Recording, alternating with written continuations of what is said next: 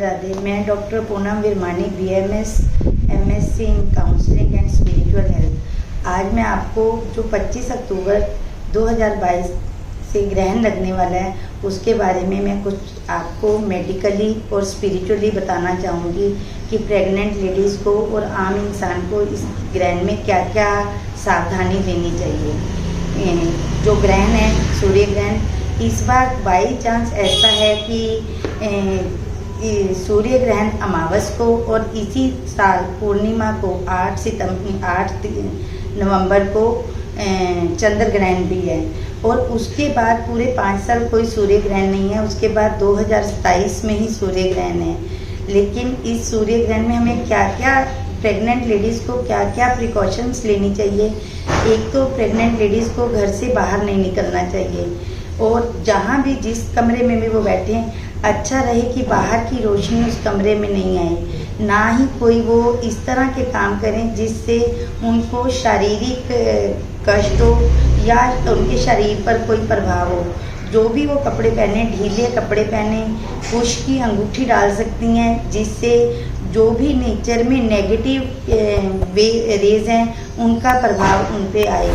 और उसके साथ साथ उनको जो प्रेग्नेंट लेडीज़ होती हैं वैसे तो सूतक काल 12 घंटे पहले 4 पहर पहले शुरू हो जाता है सूर्य ग्रहण में और चंद्र ग्रहण में 3 पहर का होता है। लेकिन जो प्रेग्नेंट लेडीज़ हैं उनके लिए 1.5 पहर यानी कि 4.5 घंटे।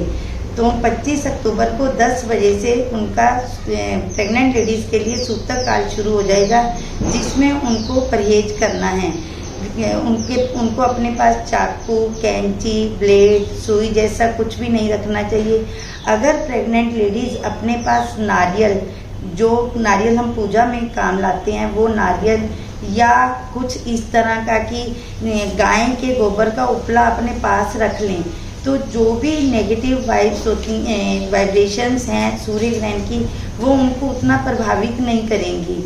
और उसके बाद मन में ये धारणा कर लें कि जो मेरे बच्चे को या मेरे को सूर्य ग्रहण की एक नेगेटिव रेज का प्रभाव आना है वो इस नारियल में चला जाए। तो उसके बाद जैसे ही ग्रहण खत्म हो अपने परिवार के किसी पर्सन से या खुद जाके उसको जल प्रवाह कर दें ताकि उस नारियल को कोई और भी खाए नहीं, ताकि उस पर भी कोई गलत प्रभाव ना पड़े। और अगर उसको और भी ज़्यादा अपने पेट के ऊपर गेरू लगा सकती हैं, कुमकुम लगा सकती हैं, चंदन लगा सकती हैं ताकि नेगेटिव रेज का प्रभाव उनके सूर्य ग्रहण का उनके पेट पर, उनके बच्चे पर नहीं पड़े। और अगर उनको टॉयलेट या यूरिन का प्रेशर है तो उस प्रेशर को रोकना नहीं है, उसको रिलीज़ ज़रूर करना है। और अगर कभी उनको यूँ लगता है कि उनके घर में अटैच टॉयलेट बाथरूम नहीं है और बाहर जाना है तो उसके लिए वो कुश, कुमकुम या चंदन अपनी चुन्नी के, अपने पल्लू के कॉर्नर पे बांध लें ताकि उनको वहाँ जाने में कोई दिक्कत ना हो। और इस हमारे वेद व्यास जी ये कहते हैं कि ग्रहण के समय में जितना भी पूजा पाठ किया जाए उसका 1 लाख गुना प्रभाव होता है। और इस टाइम में श्री राम जी का, गायत्री मंत्र का, दुर्गा स्तुति का, सप्तशती का ये पाठ करने चाहिए।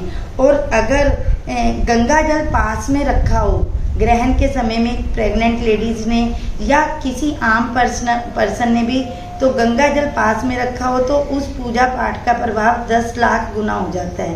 तो इसलिए मैं सभी प्रेग्नेंट लेडीज़ को ये रिक्वेस्ट करूँगी कि जब भी 25 अक्टूबर को ग्रहण में वो रहें तो वो अपने साथ गंगा जल और एक नारियल ज़रूर रखें। और जितना पूजा पाठ कर सकती हैं, मानसिक जाप कर सकती हैं उतना अच्छा। अपना इष्ट मंत्र, गुरु मंत्र, उनका जो भी है उसका जितना ज़्यादा से ज़्यादा लाभ ले सकती हैं वो लें। और मानसिक जाप भी का भी उसका बहुत असर है। लेकिन एक बात और कहूँगी कि स्कंद पुराण में ये कहा गया कि बुरे कर्मों से दूर रहना चाहिए। जिस तरह अच्छे कर्म का ग्रहण में 1 लाख गुना प्रभाव है, फल मिलता है, उसी तरह बुरे कर्मों का भी उतना ही फल मिलता है। इसलिए किसी की निंदा, चुगली, किसी की बुराई ये हमें नहीं करनी। और उसमें सूतक के समय में भगवान को स्पर्श नहीं करना। और प्रेग्नेंट लेडीज़ कोशिश करें कि सूतक से पहले ही नहा लें और उसमें ब्लैक कपड़े नहीं पहने। ब्लैक कपड़े की जो ब्लैक कपड़े के साथ जो रेज पड़ेंगी तो उसका कुछ नेगेटिव प्रभाव आ सकता है, लेकिन जितना भी पूजा पाठ करेंगी उतना अच्छा है। ग्रहण में जैसे हम कहते हैं कि बासी खाना वैसे भी नहीं खाना चाहिए और ग्रहण में पहले का बना खाना नहीं चाहिए, लेकिन प्रेग्नेंट लेडीज़ को अगर भूख प्यास लग रही है तो उसमें वो फल, दूध, जल या कुछ सात्विक भोजन जो ताज़ा बनाया हुआ वो खा सकती हैं। और ग्रहण के बाद उनको थोड़ा नमक डाल के स्नान करना चाहिए, क्योंकि कहते हैं कि ग्रहण में अगर घर में जो स्नान किया है और समुद्र के जल से जो स्नान किया है उसका कई गुना फल मिलता है। तो घर के जल में ही थोड़ा नमक डाल के स्नान करें। उसके बाद जप, दान, यज्ञ, पूजा पाठ जितना दान करेंगे उसके बाद उतना अच्छा है। और कुछ लोगों की ये मान्यता है कि ग्रहण में जो हमने वस्त्र पहने हैं वो दान कर देने चाहिए। तो इसलिए जो भी आप वस्त्र पहने वो इस तरह के पहने कि अगर आपको दान करनी है तो कोई दिक्कत ना आए। क्या होता है, हमारे सूर्य देवता पीड़ित हैं, तो हमने अपने सूर्य देवता को वो जल्दी जल्दी इस वेदना से बाहर आएँ और बाद में हमारे ऊपर खूब कृपा करें। इसीलिए हमें उतना ही बहुत ज़्यादा जप पाठ करना है जिससे हमारे सूर्य देव जल्दी जल्दी स्वस्थ हों और हमें अपनी अच्छी शुभ किरणें डालते रहें। जय श्री राधे, जय श्री कृष्ण।